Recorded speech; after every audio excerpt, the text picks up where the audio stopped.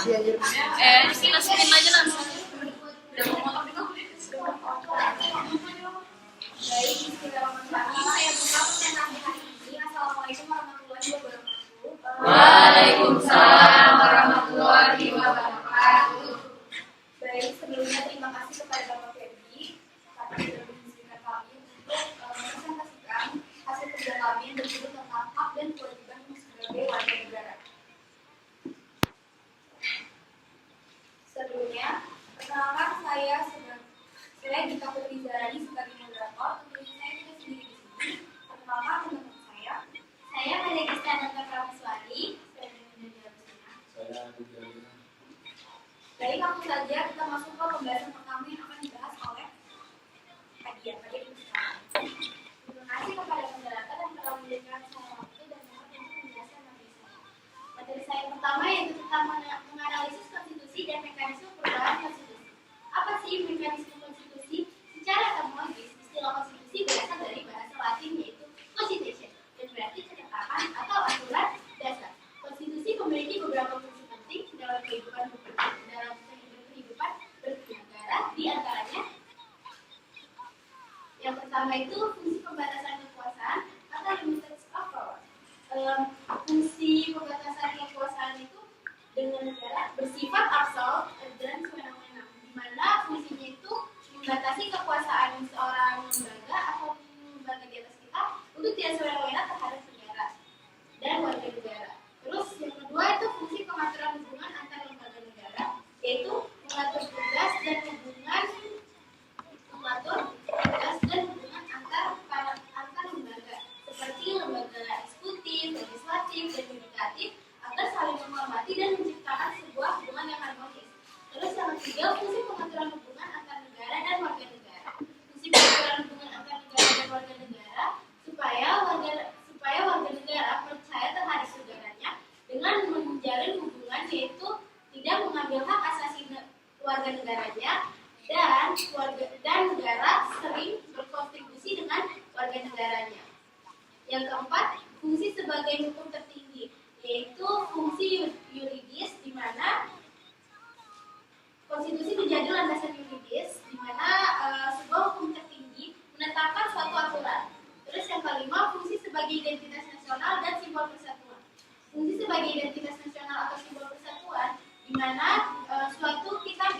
mana kita bisa menilai dasar-dasar negara dan bangsa-bangsa dan cita-cita bangsa. Fungsinya sebagai identitas nasional supaya kita lebih dapat dikenali dan mempererat suatu hubungan. Yang keenam, fungsi sebagai kerangka dasar penyelenggaraan negara, yaitu dengan adanya kerangka dasar penyelenggaraan negara, kita bisa menciptakan suatu hubungan politik seperti politik, sistem politik, sistematis, budaya, dan sosial. Lanjut. Itu yang kedua adalah analisis konstitusi. Analisis tekstual atau gramatika, yaitu di mana menganalisis makna kata, frasa, dan isinya. Analisis tekstual ini di mana kita menilai suatu atau kita menganalisis suatu kata. Terus yang kedua analisis histori. Analisis histori ini berguna untuk melihat latar belakang penyusunan dan juga melihat suatu kejadian atau suatu kompromi di saat itu. Terus yang ketiga analisis sistematis. Analisis sistematis yaitu merupakan kerangka dasar negara, di mana analisis sistematis ini sama halnya dengan yang tadi tentang fungsi yang keenam, itu menjamin tentang sistematika, tentang sosial, budaya, dan keempat, analisis teologis atau tujuan. Analisis teologis atau tujuannya itu untuk menciptakan cita-cita dan nilai-nilai dasar negara untuk para bangsa-bangsa yang baru. Terus yang kelima, analisis komparatif. Analisis komparatif yaitu menyediakan perspektif yang lebih luas untuk negara dan praktik ketenagaraan yang berbeda. Yang keenam, analisis sosiologis. Analisis sosiologis adalah di mana suatu negara membuat interaksi tentang sosial, politik, ekonomi, dan budaya.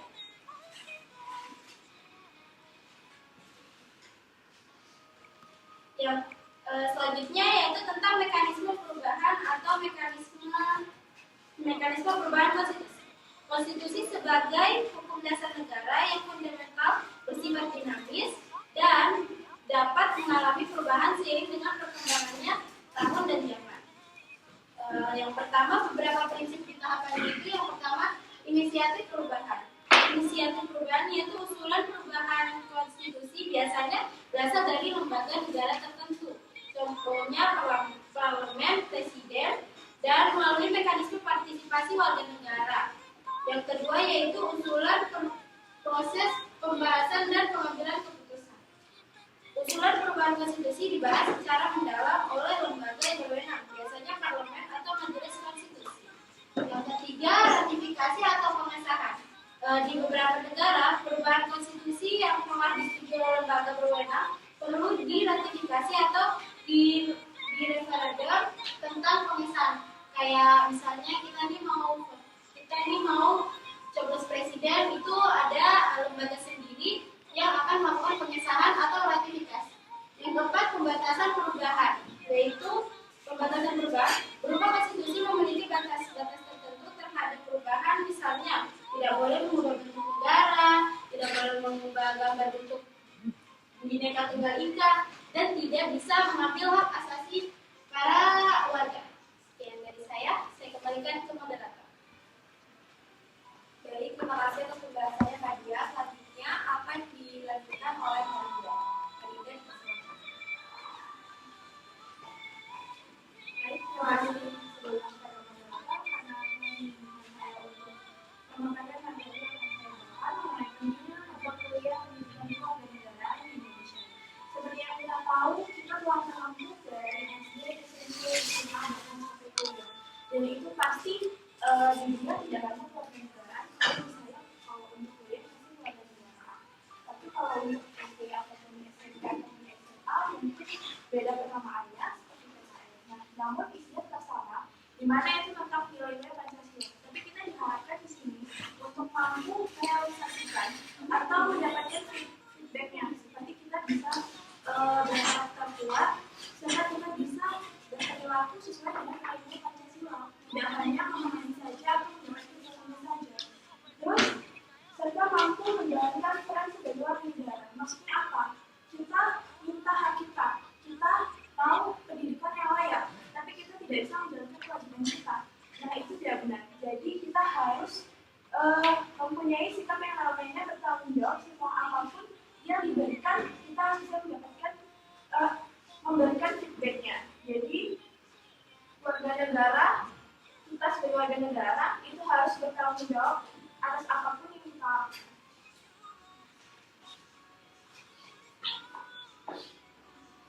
Yang tujuan utama dari pendidikan kewarganegaraan ini adalah untuk kesadaran bela negara. Kita sebagai warga negara itu patut untuk mendukung yang namanya negara kita sendiri. Dengan apa? Dengan kita berusaha untuk bisa bersikap sesuai dengan nilai Pancasila. Menanamkan di kita bahwa setidaknya kita itu patut untuk merealisasikan nilai-nilai Pancasila tersebut. Tidak hanya kita dengar terus disampingkan. Terus pemahaman terhadap nilai-nilai politik kebangsaan serta mendorong kepekaan dalam mengembangkan identitas dan moral. Jadi nilai-nilai Pancasila itu menjadi identitas kita sebagai warga negara kalau misalnya kita ini warga negara Indonesia. Terus juga tidak hanya berfokus pada konteks nasional. Warga negara ini mengajarkan kita untuk kita siap untuk menghadapi tantangan global. Jadi dengan kita memahami warga negaraan, kita juga mampu untuk menghadapi tantangan sosial atau tantangan global yang ada, seperti perubahan zaman yang terus-menerus masuk. Itu pasti ada membawa dampak yang namanya dampak positif dan dampak negatif. Tentunya itu kalau misalnya kita sudah mendapatkan pendidikan kewarganegaraan tersebut, terus kita bisa mengerti, kita bisa memahami, kemungkinan kita akan bisa menghadapi tantangan global tersebut dengan cara adaptif dan kepedulian sosial, serta bijak dalam mengambil keputusan yang nantinya akan berdampak pada negara kita sendiri. Terus dari penjelasan tersebut, pendidikan generasi muda itu sebagai agent of change, kita sebagai perubahan. Jadi kalau misalnya kita nggak bisa bawa perubahan, ya pasti negara kita ya juga nggak akan maju, kita juga nggak akan berkembang, kita juga kayak di situ-situ aja gitu. Jadi karena melalui pendidikan ini mereka dibentuk menjadi individu yang berani secara mendalam hak dan kewajiban. Jadi tidak hanya mengenai materi, kita di sini didukung untuk menjadi individu yang bertanggung jawab, yang mau mengambil hak kita, tapi kita juga mau menjalankan kewajiban kita dengan cara menaati aturan yang disediakan oleh negara. Sekian presentasi yang dapat saya sampaikan. Saya kembalikan kembali. Baik, terima kasih atas penjelasan yang jelas. Selanjutnya akan dibahas oleh saya sendiri. Baik, materi yang saya akan bahas yaitu membangun kesadaran berkonstitusi warga negara. Jadi ada beberapa cara yang efektif untuk membangun kesadaran berkonstitusi. Nah, yang pertama itu ada pendidikan kewarganegaraan yang bermutu, di mana pendidikan itu teman-teman tahu adalah menjadi dasar utama bagi mahasiswa ataupun siswa untuk menggali ilmu hukum yang berkaitan dengan konstitusi. Dengan pendidikan kewarganegaraan pun masyarakat juga dapat teredukasi dari pendidikan tersebut. Yang kedua ada sosialisasi konstitusi oleh lembaga negara. Jadi lembaga negara itu harus berperan aktif dalam mengedukasikan masyarakat. Dengan cara apa sih? Dengan cara penyuluhan atau sosialisasi atau membuat forum warga, yang dimana masyarakat pasti akan teredukasi dengan penyuluhan tersebut. Yang ketiga ada penegakan hukum yang tegas dan adil. Kesadaran konstitusi itu tidak akan terbangun jika penegakan hukum di negara tersebut masih tidak adil. Jadi yang dimaksud di sini adalah penegak hukum harus bersikap adil, jujur dan konsisten dalam menaati konstitusi.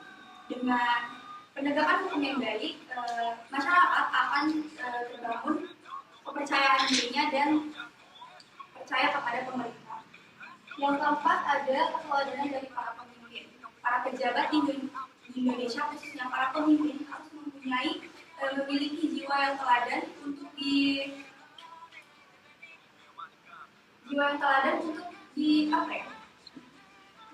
oleh masyarakatnya. Nah, jadi kalau misalkan para pemimpinnya ini bagus, pasti masyarakat pun ikut menghormati hukum dan nilai-nilai kebangsaannya.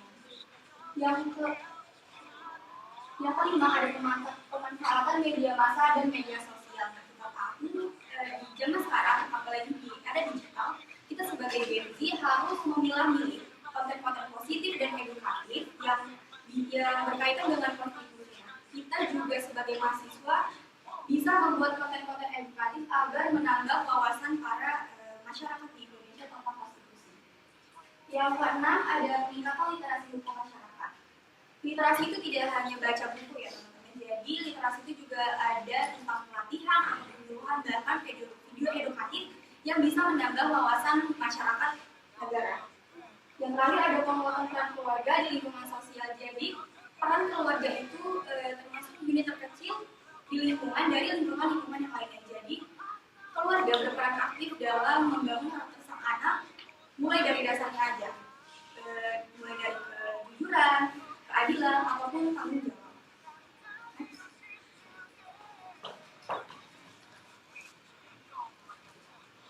Nah, selanjutnya ada perilaku warga yang mencerminkan kesadaran berkonstitusi.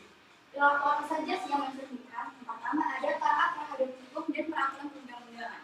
Contohnya seperti tidak kriminalitas, terus tidak korupsi, dan tidak merusak fasilitas umum.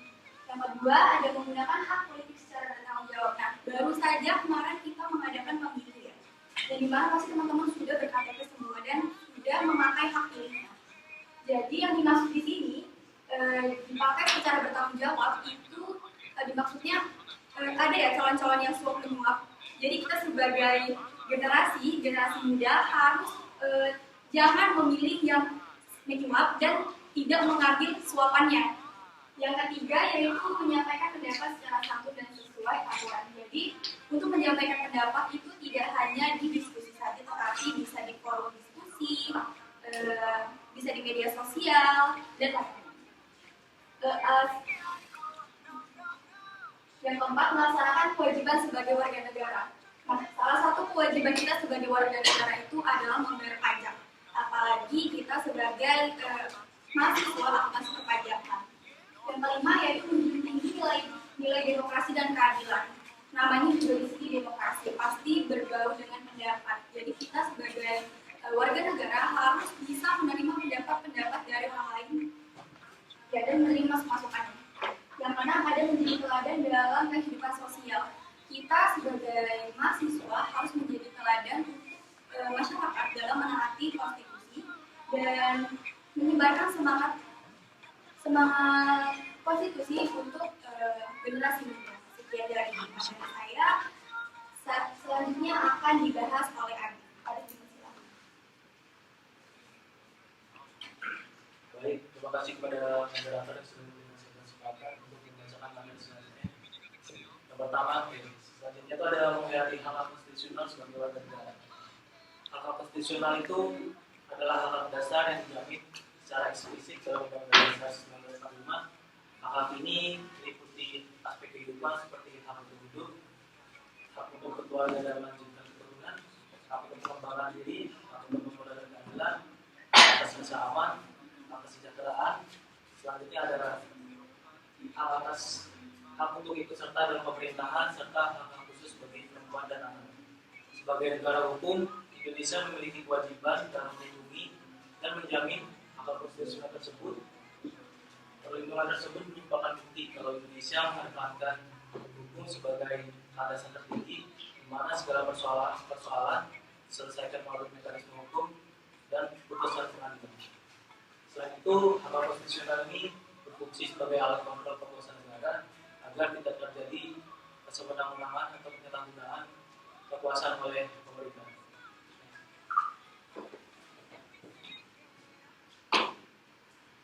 Selanjutnya ada karakteristik hak konstitusional. Yang pertama ada bersifat fundamental.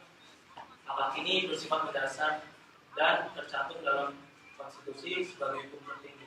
Oleh karena itu, hak ini juga disebut sebagai struktur dasar negara yang menjadikan dia tidak dapat dihilangkan oleh siapapun.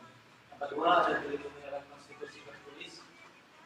Segala bentuk pelanggaran terhadap hak ini harus diselesaikan melalui mekanisme hukum dan hanya dapat diselesaikan dengan putusan pengadilan.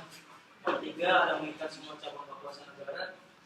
Segala lembaga di Indonesia termasuk yudikatif, legislatif, eksekutif itu harus menghormati hak ini.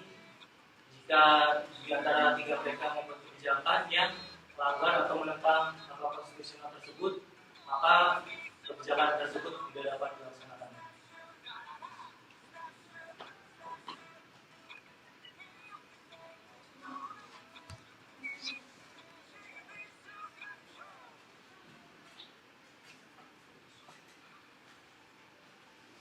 Selanjutnya adalah case study. Yang pertama, judulnya itu kurangnya kesadaran mahasiswa dalam menjalankan hak dan kewajiban sebagai warga negara. Pendidikan yang latar belakang ini, pendidikan warga negara kan itu wajib diambil oleh mahasiswa di semester awal. Nah, pendidikan warga negara tersebut juga mengajarkan tentang hak dan kewajiban kita sebagai mahasiswa. Nah, namun kenyataannya banyak mahasiswa ini yang menuntut haknya, tetapi tidak menjalankan kewajibannya seperti berkegiatan sosial, lalu mengikuti forum kemahasiswaan, dan lain-lain. Nah, setelah kita analisis tersebut, ditemukan masalah yaitu ketidakseimbangan antara hak dan kewajiban mahasiswa. Kedua, kurangnya pemahaman dan pengaplikasian mahasiswa terhadap pendidikan kewarganegaraan. Strategi untuk meningkatkan kesadaran tersebut, kampus bisa mengadakan kegiatan demonstrasi sidang di parlemen atau pelaksanaan pelatihan kepemimpinan atau program pelatihan masyarakat yang berintegrasi dengan pendidikan kewarganegaraan. Yang kedua, kampus bisa menyediakan wadah aspirasi yang transparan dan responsif seperti forum mahasiswa online dan musyawarah rutin kepada mahasiswa dan pihak kampus. Yang ketiga, memberikan penghargaan kepada mahasiswa aktif dalam kegiatan kewarganegaraan sebagai bentuk apresiasi dan motivasi. Selanjutnya ada kesimpulan. ketidakseimbangan antara hak dan kewajiban di kalangan mahasiswa menunjukkan kepentingan kolektif sebagai warga negara. Hak dan kewajiban harus dilakukan secara seimbang agar kehidupan kampus dapat berjalan dengan kehidupan kampus dari demokrasi dapat berjalan dengan harmonis. Pendidikan kewarganegaraan harus menjadi landasan bagi mahasiswa untuk tidak hanya menuntut haknya, tetapi juga melaksanakan kewajibannya. Melalui program-program yang partisipatif dan apresiatif, kampus dapat mendorong dan mendukung generasi yang adil, bertanggung jawab, dan berintegritas. Sekian pemaparan dari saya kembalikan ke moderator. Jadi itu tadi pemaparan penjelasan dari kelompok kami. Selanjutnya saya akan membuka sesi tanya jawab. Bagi yang ingin bertanya, silakan angkat tangan kanannya. Ya, yang mau bertanya silakan angkat tangan kanannya ya. 1, 2, 3. Ya, silakan Nurul Maulina. Baik, sebelumnya perkenalkan saya Nurul Maulina dari kelompok 3. Untuk pertanyaan saya, menikah jika akan membahas perilaku warga negara yang mencerminkan kesadaran berkonstitusi itu salah satunya adalah taat hukum dan peraturan perundang-undangan. Pertanyaan saya, tapi kenapa masih banyak sekali oknum-oknum bahkan pejabat-pejabat yang bahkan memiliki jabatan tinggi di pemerintahan itu sering tidak menaati peraturan? Jadi terima kasih atas pertanyaannya Nurul Maulina. Kami akan tampil dulu dan yang ingin mau bertanya silakan mengangkat tangan. Saya Muhammad Rizky, saya dari kelompok 1 Udik. Pertanyaan saya itu apa sih fungsi utama dari konstitusi dalam kehidupan berbangsa dan bernegara? Jadi terima kasih atas pertanyaan Vicky. Jadi kita akan menjawab pertanyaan pada sesi 1 terlebih dahulu. Baik, di sini saya akan menjawab pertanyaan dari Lina. Kenapa sih dalam konstitusi itu sudah dibuat sedemikian rupa, tapi masih saja ada oknum nakal? Nah, menurut saya karena lemahnya hukum di negara ini ya. Bahkan polisi itu bisa disuap ya. Kalau nggak ada uang pasti nggak diproses itu masalahnya. Jadi mungkin pejabat-pejabat itu mikir bahwa dia itu punya kuasa. Jadi dengan dia punya kuasa dia bersifat semena-mena, padahal itu seharusnya tidak boleh. Jadi yang salah di sini bukan konstitusinya, tetapi perilaku dari pejabat itu sendiri. Terima kasih. Oke, terima kasih atas jawabannya. Izin menanggapi, karena jawabannya Dita tadi itu hukum yang lemah. Saya ingin bertanya, menurut kelompok kalian, kira-kira negara mana yang bisa Indonesia jadikan panutan agar para pejabat-pejabat yang berperilaku curang atau tidak bagus itu bisa menjadi lebih baik? Terima kasih. Baik, terima kasih atas tanggapannya Lina. Baik, di sini saya akan menanggapi tanggapan dari Lina. Contoh ya, untuk dicontoh Indonesia ya, negara mana? Menurut saya negara Swedia atau Swedia. Kenapa? Karena di sana itu penegakan hukumnya kuat dan pengawasannya itu ketat. Jadi di sana tuh juga pemerintahnya itu hidup dengan sederhana, nggak kayak di Indonesia hidupnya hedon banget. Jadi pasti masyarakat itu berpikir bahwa itu uang negara yang dipakai. Seperti itu. Sekian dari tanggapan saya.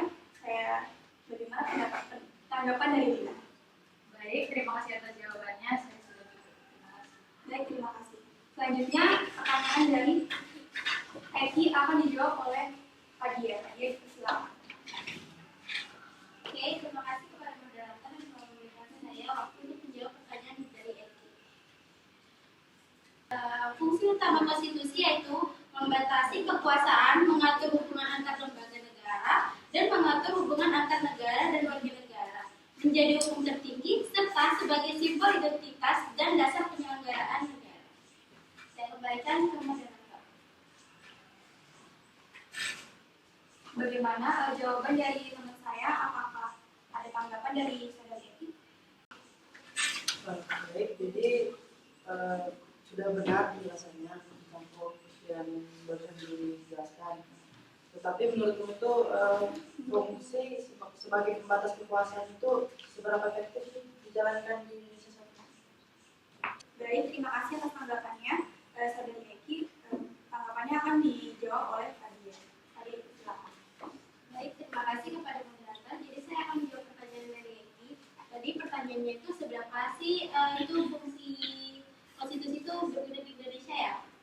Jadi fungsinya konstitusi itu tadi udah saya jelaskan di slide. Ada yang di pertama, yaitu membatasi kekuasaan negara agar tidak bersifat absolut dan semena-mena. Itu tuh berfungsi banget di Indonesia. Karena penguasa di Indonesia ini atau pejabat-pejabat di Indonesia ini sebenarnya sangat semena-mena ya terhadap keluarganya dengan melakukan paksa dan hal lainnya. Jadi menurut saya seberapa efektif untuk itu kurang efektif di Indonesia, maka di Indonesia itu ada namanya undang-undang. Tanggapan dari saya kembalikan ke Mbak Dara. Baik, itu tadi jawaban dari teman saya. Bagaimana tanggapan dari saudara Eki? Oh, siap. Baik, terima kasih atas jawabannya. Terima kasih. Baik, terima kasih Eki. Baik, di sini saya akan membuka pertanyaan sesi 2. Bagi yang ingin bertanya, silakan angkat tangannya. 1, 2, 3. Ya, silakan Sabrina.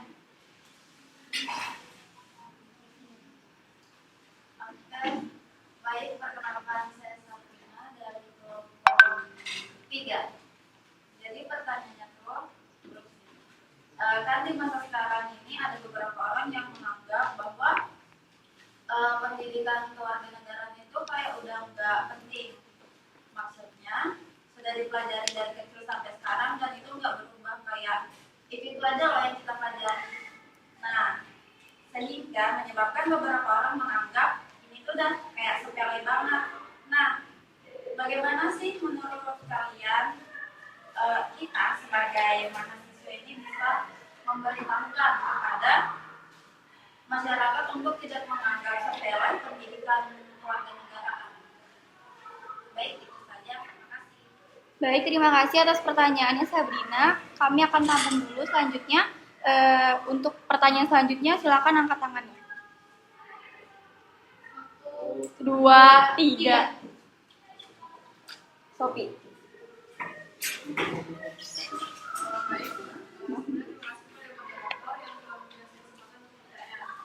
Tadi kan udah dijelaskan tentang yang bagian kalau misalkan kita tuh harus menggunakan hak suara secara bertanggung jawab. Tadi kan contohnya ada pemilu ya. Semisal nih ada kasus salah satu partai itu udah ngasih suara itu ke rumah nih buat pilih calon partainya kan, calon pemilunya. Tapi orang yang dikasih suara itu malah pilih calon yang lain. Nah, tanggapan dari kalian itu seperti apa? Baik. Ya, dari saya.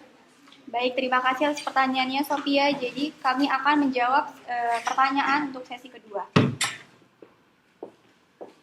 Pertanyaan dari Sabrina akan dijawab oleh teman saya Melinda. Melinda dipersilakan. Baik, terima kasih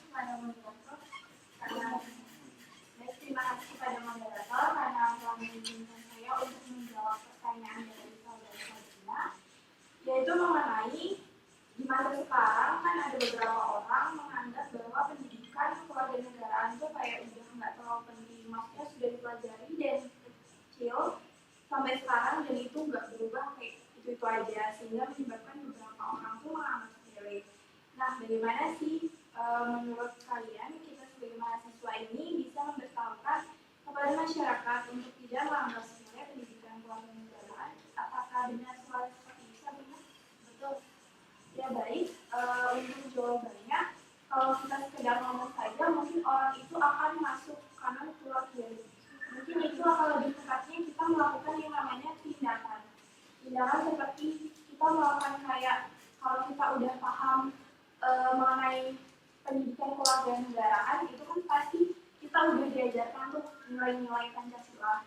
Nah pasti kalau kita udah tahu, kita bakal ngelakuin yang namanya sikap kayak yang seperti kalau itu seperti gotong royong.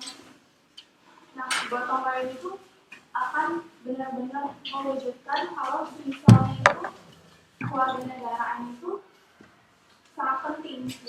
Jadi kayak